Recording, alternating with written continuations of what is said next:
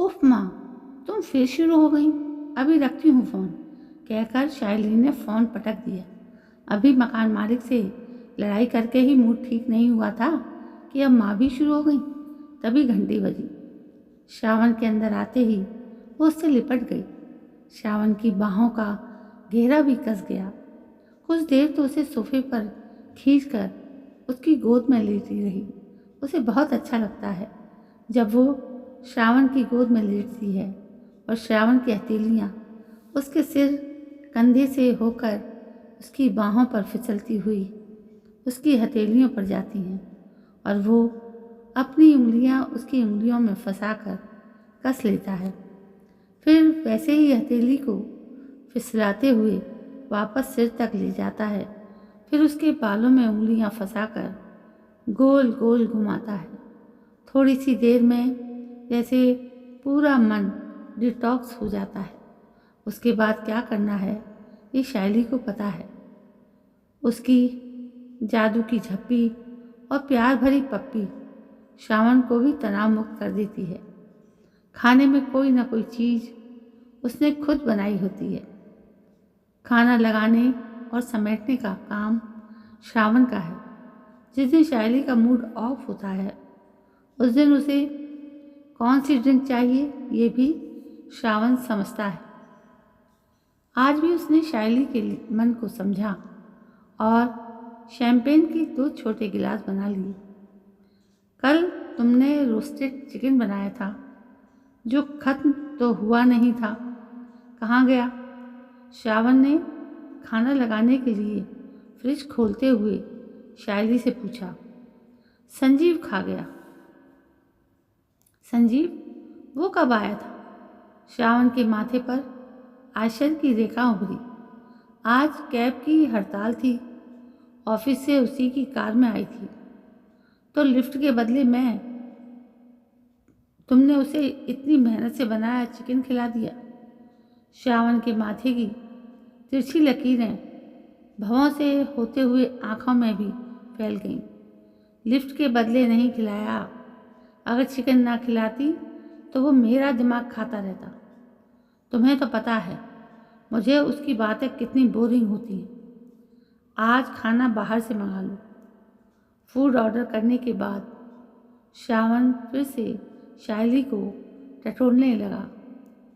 कितनी देर रुका? अभी तुम्हारे आने से कुछ देर पहले ही गया है।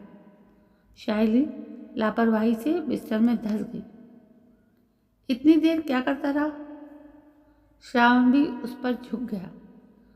वो बोलता रहा, मैं उसे निहारती रही। शाइली की पलकें चंचल और मुस्कान तिरछी हो गई। क्या निहारती रही?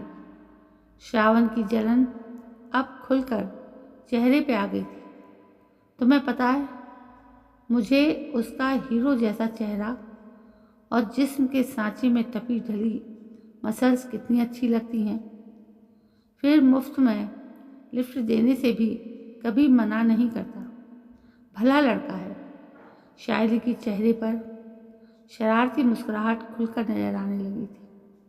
पर श्रावण के तमतमाए चेहरे ने वो मस्करी देखी नहीं।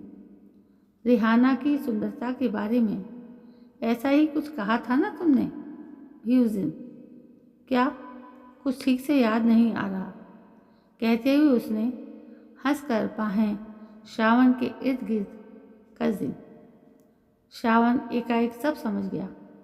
फिर हमेशा की तरह पहले नकली लड़ाई में शब्दों की गुत्थम गुत्था, फिर असली प्यार में जिस्मों की। वैसे आज मूड ऑफ किस बात पर था? हमेशा की तरह खाने की टेबल पर बैठते हुए सवाल परोसा गया। वही पुराना रगड़ा। पहले मकान मालिक सिर खा गया।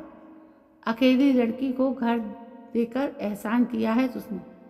बॉयफ्रेंड झेलकर और एहसान नहीं कर सकता। फिर माँ का पुराना राग, शादी कर लूँ। तंग आ गई हूँ। शाइली ने खाते खाते कुछ ऐसे मुंह तिरछा करके बोला कि श्रावण को हंसी आ गई। मेरे मकान मालिक का भी कुछ ऐसा ही हाल है यार। मैं कुछ दिनों से एक बात लगातार सोच रहा था। कि हम लोग शादी क्यों नहीं कर लेते। हम शादी इसलिए नहीं कर रहे कि हमें बंधन चाहिए और ना ही जिम्मेदारियों का बोझ उठाने का अभी मूड है। शायली ने लापरवाही से कहा। पर क्या हम बंधे नहीं हैं और क्या हम जिम्मेदारियां उठा नहीं रहे हैं? अब शायली ने सुनने की मुद्रा में अपनी कोहनी टेबल पर रखकर हथेली पर चेहरा रख लिया। कुछ ही देर बाद उसका चेहरा गंभीर होता चला गया। हाँ यार, मैं तुम्हारी फिक्र करती हूँ और तुम्हें लेकर पजेसिव भी हूँ। मैं भी, और मैं तुम्हें अच्छे से समझता हूँ और तुम्हारा ख्याल रखने का मन करता है। मेरा भी। और हम दोनों को ही बिछड़ने से या अपने बीच किसी तीसरे के आने से डर लगता है, जलन भी होती है। और हम दोनों का एक दूसरे के साथ कंफर्ट जोन भी है।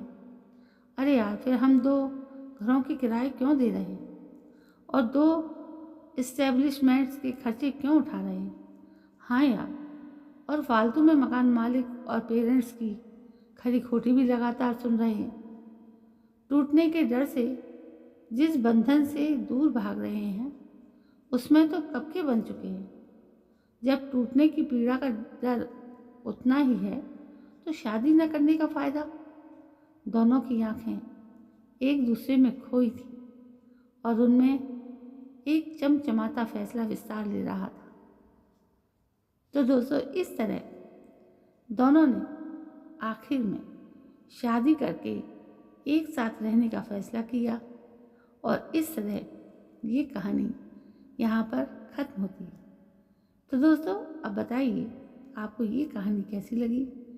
यदि कहानी पसंद आई हो तो प्लीज़ मेरे चैनल को सब्सक्राइब ज़रूर करें, लाइक करें, शेयर करें और कमेंट भी करें। कल मैं फिर हाजिर होती हूँ एक नई कहानी को लेकर। तब तक अपना और अपनों का ख्याल रखिए। जय हिंद, वंदे मातरम।